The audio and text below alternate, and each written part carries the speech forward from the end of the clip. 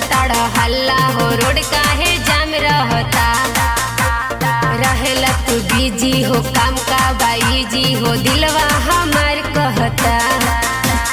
घूमी के मोहल्ला हो करतल हल्ला हो रोड काहे जाम रहता। रहेला तू बिजी हो काम बाटे जी हो दिलवा हमार कहता।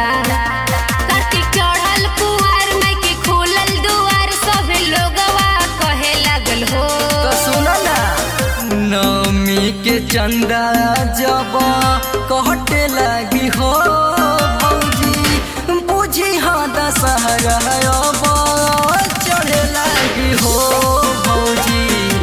नमी के चंदा जब कहटे लगी हो भौजी बुझी हाँ दशहरा अब चढ़े लगी हो।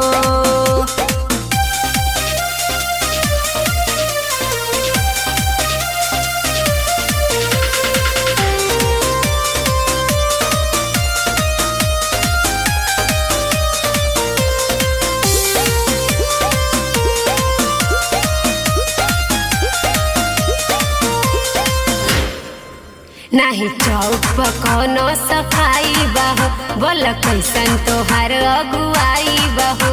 खाली झूठो के नटंकी करत ला। अरे ना हो सही बोलतनी धीरे धीरे सब होई हो। चला जा केहू नया बसोई हो। नाही चौक पर कोनो सफाई बहो बोल कैसन तोहार अगुआई बहो। जोड़ा माई के ने हमर सुखी न दे हमर जिंदगी सवरे लगल हो बुझला। नमी के चंदा जब कहटे लगी हो भौजी बुझी हाँ दशहरा अब चढ़े लगी हो भौजी।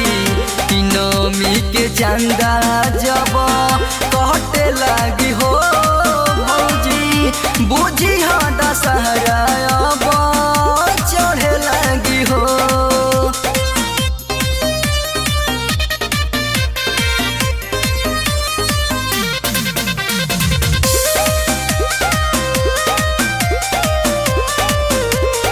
Music by Ravinder Mehta.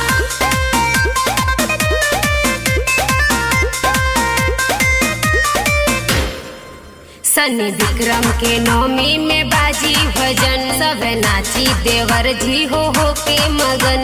शशि रविंद्र के बोला के नाच ला। तू रहिया बोलावत नहीं श्याम जी कल सालई हो हमारी ता भजन गई है हो। सनी विक्रम के नौमी में बाजी भजन सब नाची देवर जी हो के मगन। वही पुरवा पवन अब हो की जवन सबके भगिया जागे लगल हो। सुना ना नमी के चंदा जब कहटे लगी हो भौजी बुझी हाँ दशहरा अब चढ़े लगी हो भौजी। नमी के चंदा जब कहटे लगी हो भौजी बुझी हाँ दशहरा अब